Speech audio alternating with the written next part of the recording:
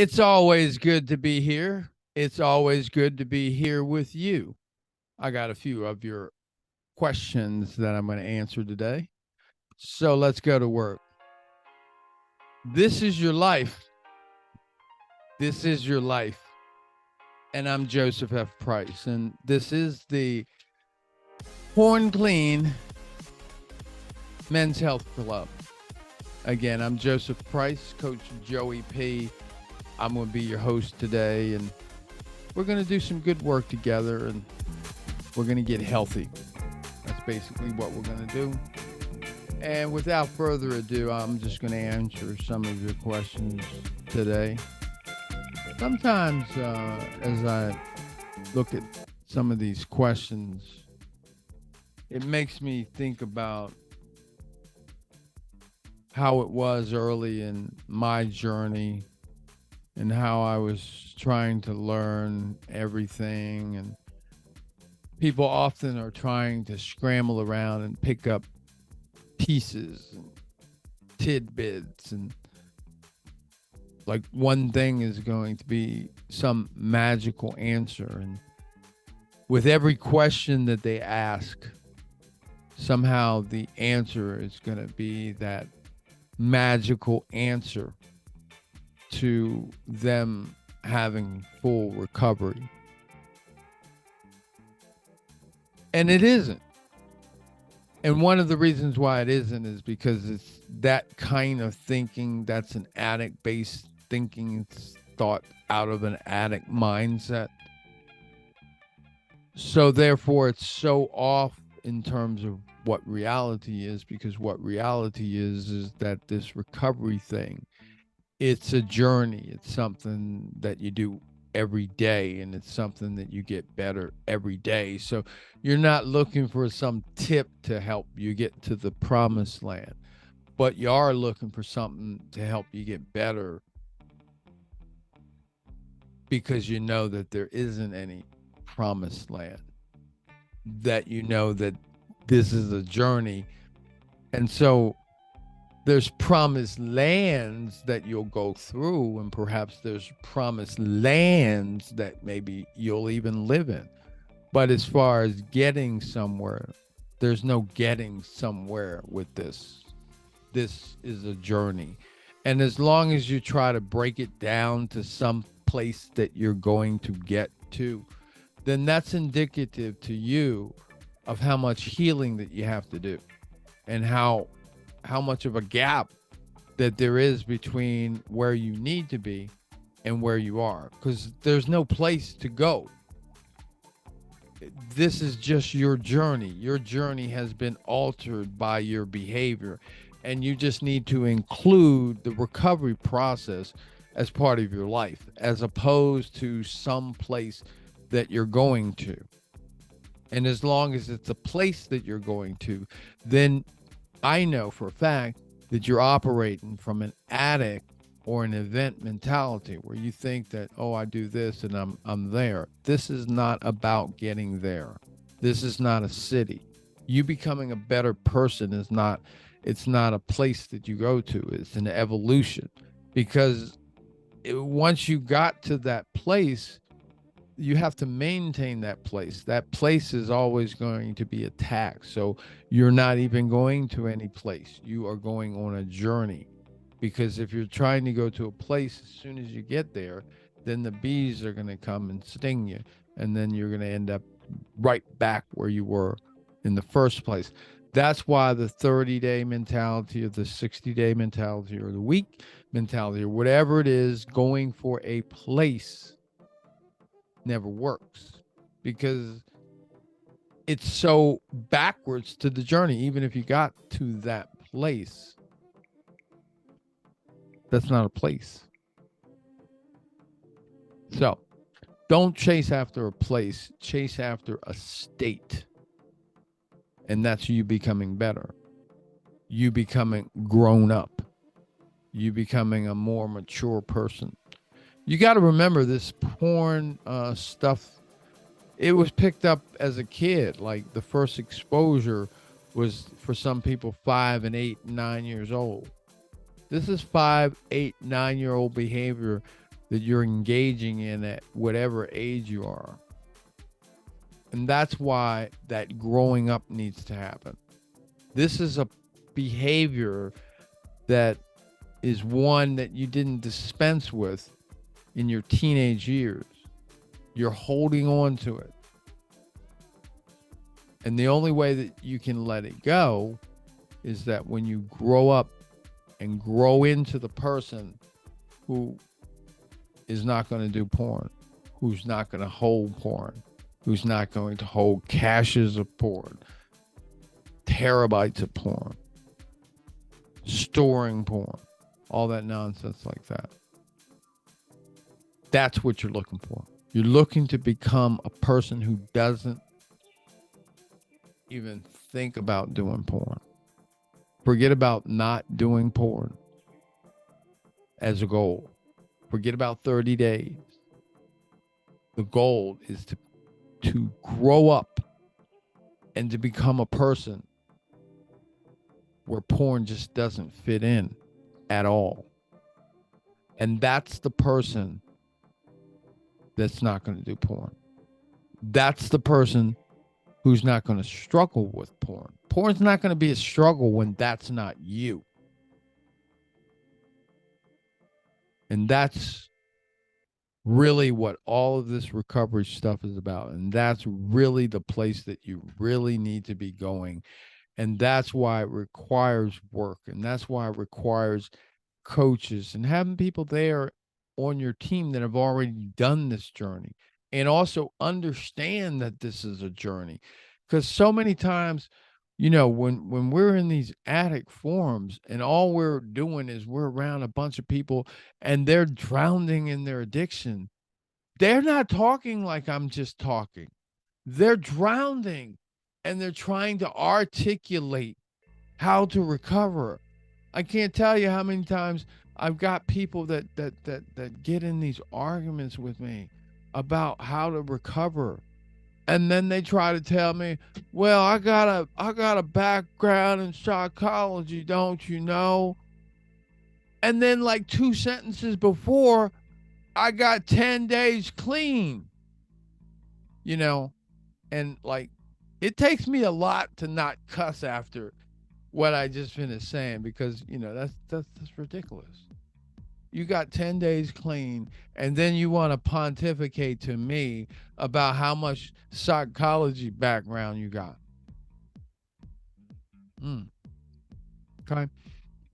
And then, like, this is addiction recovery. This is sex addiction recovery. So even if you got that, probably half of that stuff probably isn't going to work. It's probably going to work against you.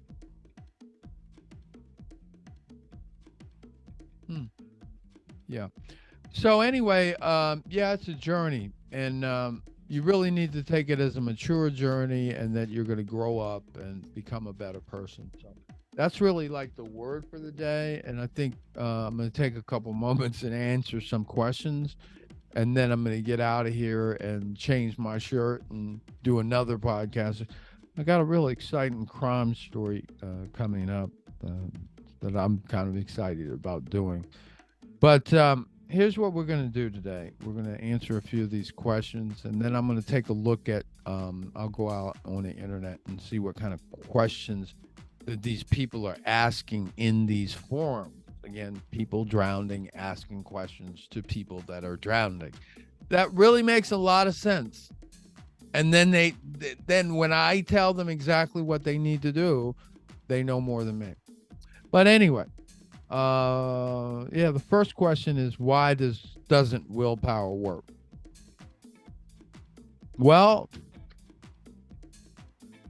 the answer again, and the answer always will be, willpower doesn't work. That's why willpower doesn't work. No, it doesn't work. It doesn't work because willpower is a muscle. And willpower is really, it's something that it's kind of like we have these bursts, if you will. So it's a burst to get us. It's something that's in our heart, in our soul, that we're to use at various portions of the day to get us to make the next move, to get up in the morning, to start the car, to, in some cases, people to take a bath. It's to get us to make the next move, but it's not to be something that we rely upon as a strategy to live. Okay. And so what happens in the addiction recovery process when that's all somebody has is that they eventually run out. And I got a book, and the book is not really about recovery, but the book is about motivating yourself, and the book is about willpower. The whole book is willpower doesn't work. I actually got it over to the side somewhere around here. And what it said was willpower is for people who haven't decided what they want. And so maybe that might be a thought for you, because you haven't really decided that you want freedom.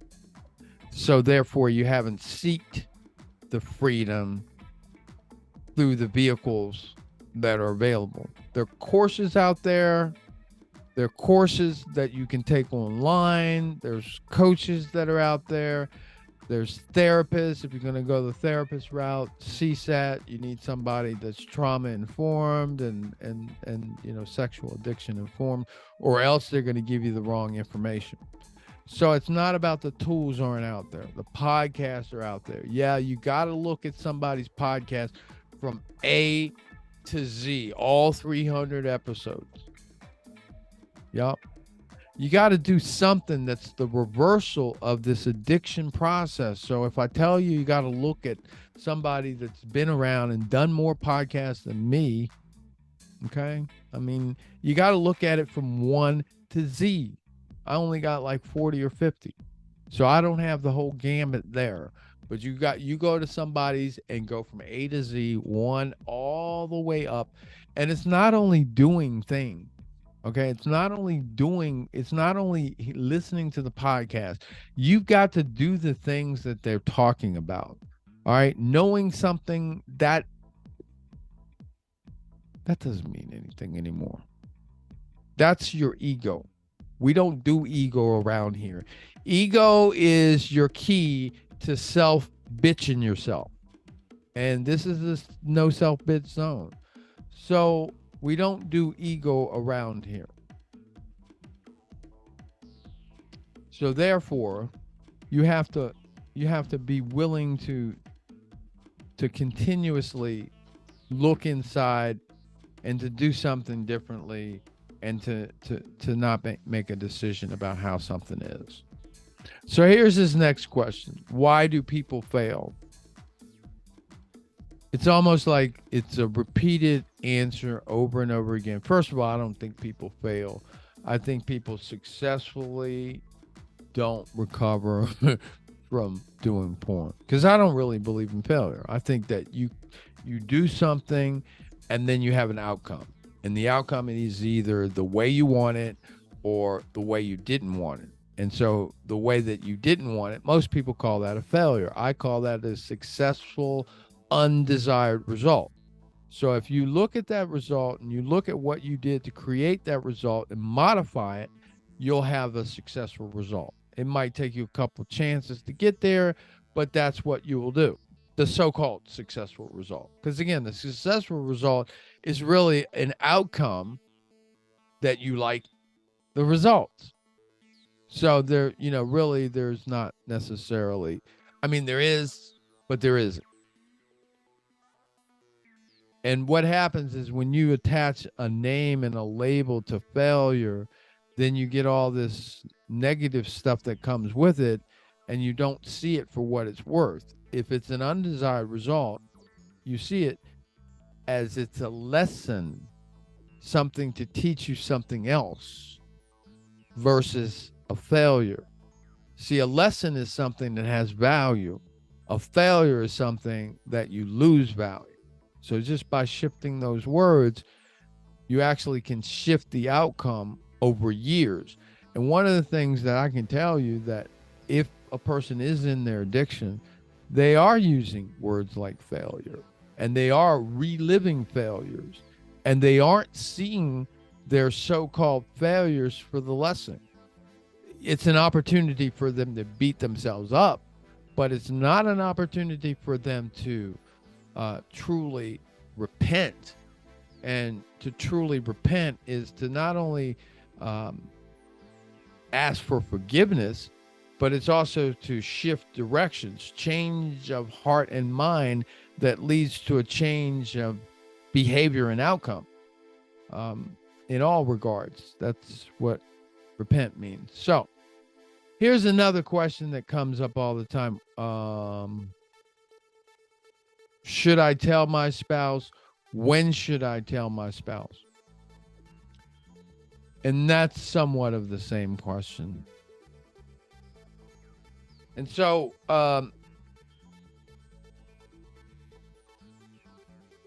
if you have secrets in your relationship, you're diminishing the intimacy that's available in that relationship. You're diminishing the power that that relationship has. And you're also diminishing the likelihood that that relationship will be fulfilling. So it's always going to behoove you to tell your spouse everything, because that's where the magic of a relationship happens. But the answer to the question about the spouse is this.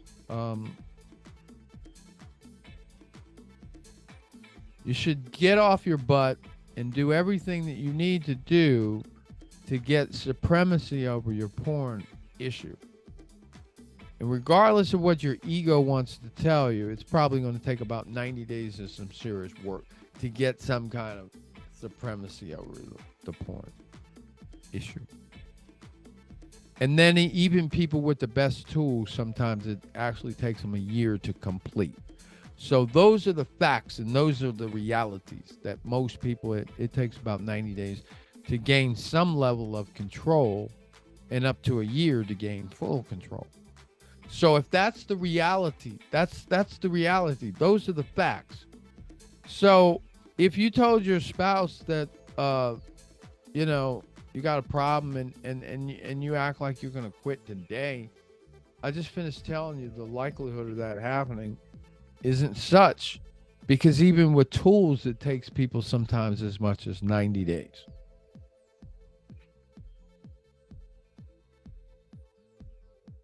So just think about that for a second while I'm thinking about the next thing that I'm going to say.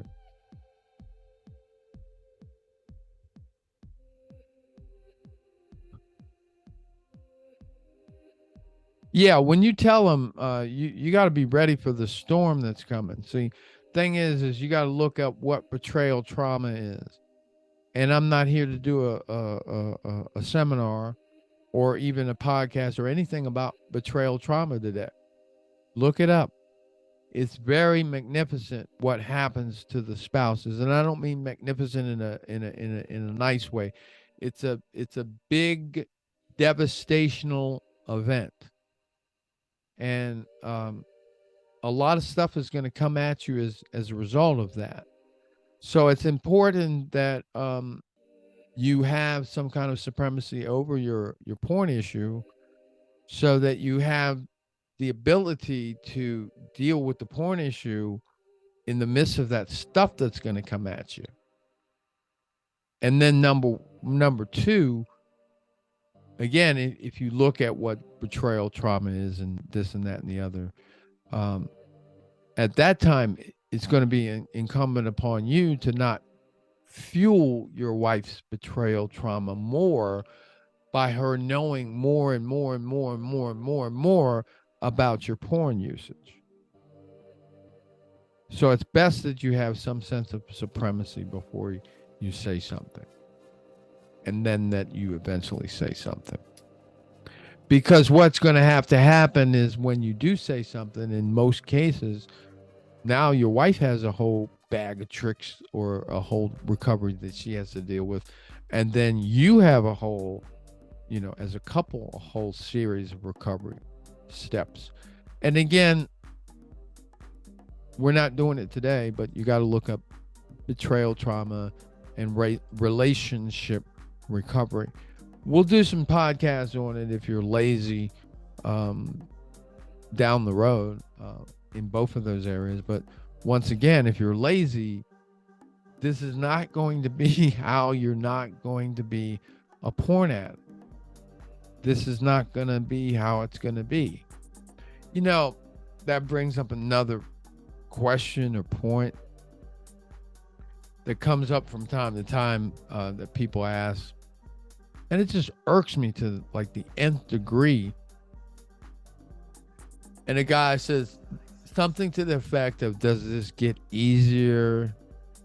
Or, you know, how can I make this easy? Or, you know, something to that effect about like where you're looking for easy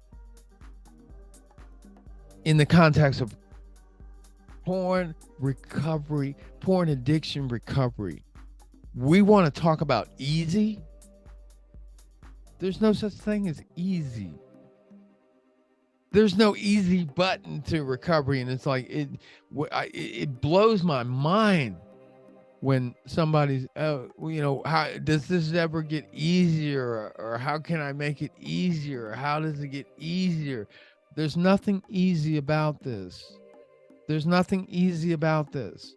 Now, the good news, this is the wonderful news. This is fantastic news, actually, is that you get better. But as far as easy in this, there's no easy. And you need to stop looking for easy in life, because this is where easy has gotten you. So, knock out easy, man. That's like a cuss word. That's like trying. Or should. Just do it. Okay. So, some of the clownery that goes on in the forums, like I said, you become the 5 people that you spend the most time with. I invite you to spend some time in groups around people that are serious about their recovery and not people that are joking around. And, you know, I looked at one of those posts that they had online at one of those forums, and one guy says, "Oh, I was able to survive 10 days." Which again is the opposite of what I'm talking about. So this guy is trying to survive 10 days. Man, I told you, this is a deliberate journey that's going to take 90 days to get some supremacy. And depending on the person, depending on the situation, how much porn you've used, this, that, and the other, it could take up to a year to eliminate the porn. And it's going to take 5 years for you to get back to normal. 5 years. So this 10-day nonsense, I mean, you know what I'm saying? Like, that ain't what we're doing here. I'm here to tell you the truth. It's going to take you 5 years to get healed. 5 years is what they say. 5 years. So it's not like, you know, you're going to do everything that, like, the first 90 days, the work that I do with people, that's the toughest. That's when it's tough. It starts to become fun. Like when you engage in it, like, you know, this is what we do. Like, I'm tempted, or whatever, or, you know, whatever you do. It's just what we do. So it's not like it's some crazy hard thing. It's just recovery is work. I'm getting better. I'm getting bigger as a person every day. And that's just what I do. It's not like I'm resisting. Ooh, I don't want to. No, it's about the growing up process. You've got to grow up. See, when you grow up to become a person that doesn't do porn through doing recovery work, you're not going to do porn. And as long as you're chasing after the 10 days, you can do that for 4 or 5 years. And you're not going to do the very thing that you need to do, which is to grow up. That's a childhood activity that you picked up when you were a kid unconsciously, and it needs to go away. And also you need to understand that, okay, it's a childish act that you picked up that transformed itself into a masturbation addiction. And along the way, you've been affected the way that you've been affected. And it all needs to be reversed in order for it to go away. And the only way that it can be reversed is through a deliberate process. And that's the process that you're avoiding, called recovery. Getting a coach, getting involved in an actual step-by-step system, and having a blueprint that you're actually engaged in certain behaviors consistently, having a morning routine, not sleeping all day. I mean, eating right, exercising, connecting, networking, the things that a healthy person does, the things that a mature man does, that those are the things that you're doing every day and you're doing more of every day. That's how you get to the place that it is that you want to get to. And it's not, chasing after, 9 days and being proud about surviving 10. First of all, you need to chuck that word survive anyway. Survive is mediocre. Survive is scarcity mentality. If you want little, life will give you little. If you want crumbs, life will give you crumbs. And if you're trying to survive, life will allow you to survive. But you were designed to thrive. You were designed to prosper. You were designed to be something phenomenal. So all that surviving, that doesn't even fit in phenomenal. Yeah. So that's all I got for now. Love you. Step-by-step process, man. One day at a time. Get better one step at a time. Reach out to somebody, deliberately connect, deliberately get better. Figure it out. Pay attention. You can learn more from your mistakes than anybody else can ever teach you. If you don't get anything else out of today, if today is the day that your mistakes are going to be your best teachers, if you decide today that you're going to allow your mistakes to be your ultimate teacher, you just hired a pretty good teacher. Yeah. So make today and every day your living masterpiece because you deserve it.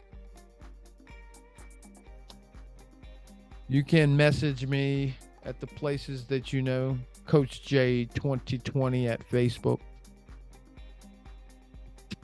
You know how to reach me on Instagram, and you also know how to reach me on YouTube.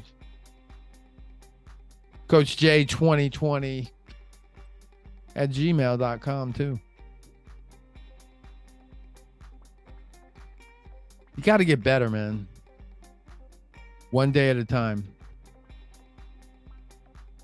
One way at a time. Yeah. And you can do it. And I'm going to tell you something. It's a better life on the other side than this chain. And I think that's why I do what it is I do. I mean, I could probably, I would have definitely been a more elevated coach, just as a general life coach. But I chose to do porn recovery because of the fact that my story and things that have happened to me and what I know uniquely, perfectly prepares me to serve men in changing their life in this critical time. So, yeah, I'll take that all day long. And every time that I get a chance to help one It's a whole bloodline that we're saving. And so I ask you today, like, what's in your bloodline? Because you're the one that you hold your whole clan in your own hands. Because sex addiction and porn addiction and all this clownery, it runs in generations. So you can be the one that stops it in your family once and for all. I'm Joey P. Y'all take it easy. I'll see you next time.